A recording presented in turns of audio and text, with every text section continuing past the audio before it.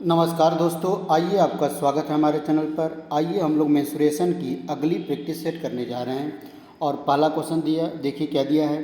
दिया है किसी वृत्त में x उसका क्षेत्रफल है, y उसकी परिधि है और z उसका व्यास है, तो x बटा में y z की वैल्यू क्या है। अब x क्षेत्रफल दिया है तो आप जानते हैं कि क्षेत्रफल बराबर होता है पाई आर स्क्वायर। इसका मतलब x की वैल्यू कितना होगा, पाई आर स्क्वायर हो गया। y इसकी परिधि है तो y बराबर जो होगा, परिधि होता है 2 पाई आर, तो y बराबर हो जाएगा 2 पाई आर। और z उसका व्यास है तो z बराबर हो जाएगा 2 इंटू 2r, क्योंकि रेडियस का डबल क्या होता है, व्यास होता है। तो हमसे पूछा है कि x अपान वाई जेड की वैल्यू क्या होगा।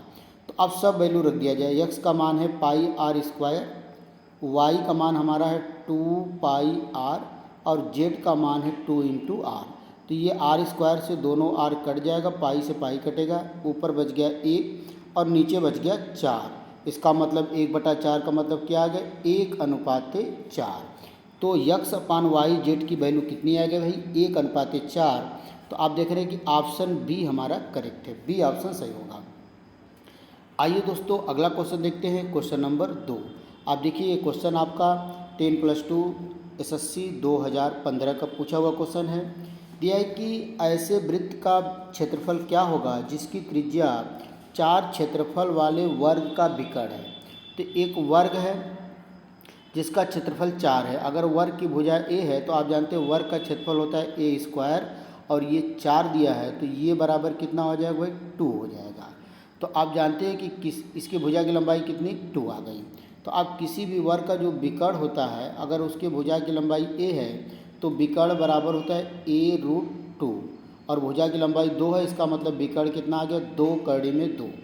अब ये वृत्त की क्षेत्रफल क्या होगा जिसका क्षेत्रफल, ऐसे वृत्त का क्षेत्रफल क्या होगा जिसकी त्रिज्या, जो वृत्त की त्रिज्या r है वो इसके विकर्ण के बराबर है। मतलब त्रिज्या 2√2 है तो क्षेत्रफल आप जानते हैं किसी वृत्त का होता है पाई आर स्क्वायर, इसका मतलब पाई 2√2 का होल स्क्वायर। तो इसका स्क्वायर करें 2 दूना 4, 4 दूना के 8, तो आंसर कितना आ जाएगा भाई, 8 पाई आ जाएगा।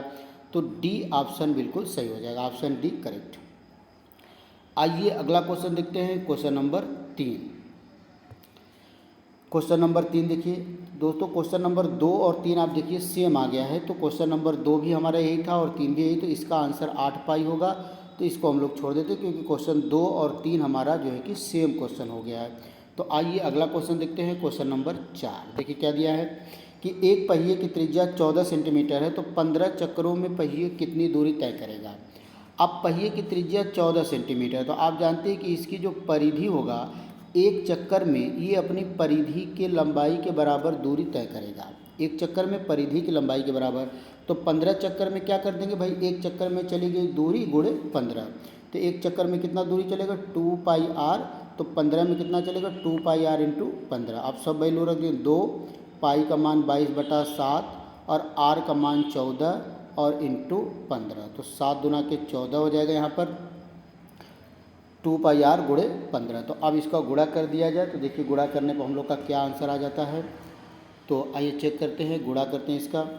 तो ये कितना हो जाएगा, 2 दूना 4 और इसका 8, तो ये हो जाएगा 88 गुणे 15। 88 गुणे 15 कर देते हैं तो आपका आ जाएगा, ये सी ऑप्शन आ जाएगा 1320। जब आप गुणा करेंगे तो ऑप्शन सी हमारा बिल्कुल करेक्ट होगा। आइए अगला क्वेश्चन देखते हैं, क्वेश्चन नंबर 5। देखिए क्वेश्चन नंबर 5 बहुत ही अच्छा क्वेश्चन दिया हुआ है। दिया है कि एक वृत्त के चतुर्थांश के आकार में कागज़ का परिमाप 75 है, तो इसका क्षेत्रफल क्या होगा। अब दिया क्या है कि ये जो जैसे एक सर्किल हो गया, तो आप जानते हैं कि हम लोग इसको 2 व्यास अगर खींच दिया जाए तो ये सेंटर से गुजरेगा, तो ये इसका एक चतुर्थांश है, मतलब ये एक चौथा भाग है। तो अगर इसकी त्रिज्या आर है तो ये भी आर होगा, ए भी आर होगा, और इसी की परिधि कितना दिया है, 75। तो आप जानते हैं कि टोटल परिधि होता है 2 पाई आर, तो इतने पोर्शन का परिधि मतलब 1/4 का होगा, क्या होगा, 2 पाई आर बटा में 4। तो इसको सॉल्व करेंगे तो ये आ जाएगा पाई आर बटा में 2, मतलब इतने का लंबाई आ जाएगा pi r by 2, pi r by 2। और ये कितना होगा, आर प्लस आर, तो टोटल परिधि होगा 2r plus pi r by 2, और ये किसके बराबर हो जाएगा दोस्तों, 75 के बराबर हो जाएगा। तो यहाँ से आप आर की वैल्यू निकालेंगे तो आ जाएगा 21। सॉल्व करके आर की वैल्यू निकालेंगे तो कितना आ जाएगा, 21 आ जाएगा। अब इसका क्षेत्रफल पूछा तो क्षेत्रफल आप जानते क्या होता है, पाई आर स्क्वायर, तो 22/7 गुणे 21 गुणे 21, तो 7 तरीके 21 हो जाएगा, तो 66 गुणे 21। जब इसका गुणा आप करेंगे तो ये 1386 आ जाएगा, जो कि हमारे कोई ऑप्शन में मैच नहीं कर रहा है, तो इसी को आंसर हम लोग मान के चलेंगे 1386।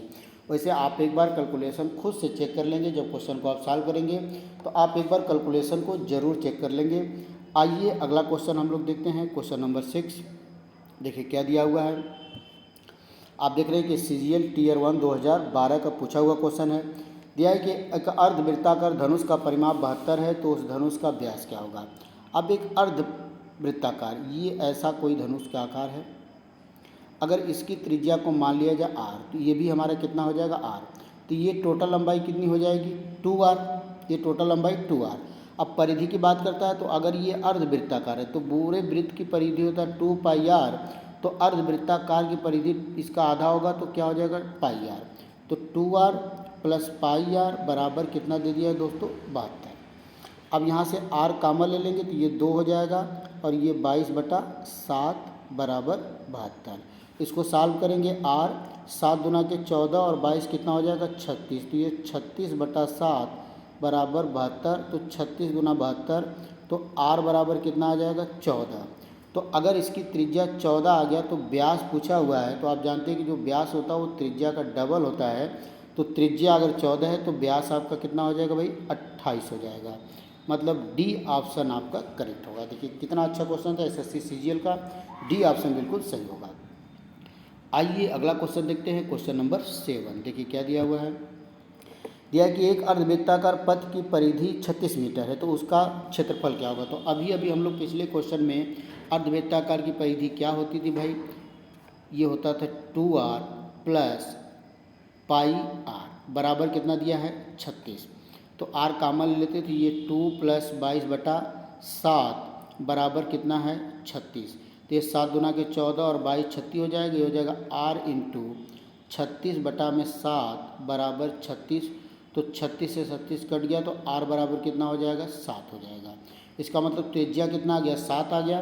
तो पूछा जो क्षेत्रफल, तो पाई आर स्क्वायर, पाई का मतलब 22/7, आर स्क्वायर का मतलब 7 गुणे 7 गुणे 7। अच्छा पाई आर स्क्वायर बाई 2 कर दे, क्योंकि अर्धवृत्ताकार था तो बाई 2 करना पड़ेगा, तो 7 से 7 कट गया, ये 11 हो गया, 11 सते 77 वर्ग मीटर। तो ऑप्शन डी हमारा बिल्कुल सही होगा, डी ऑप्शन आपका करेक्ट हो जाएगा।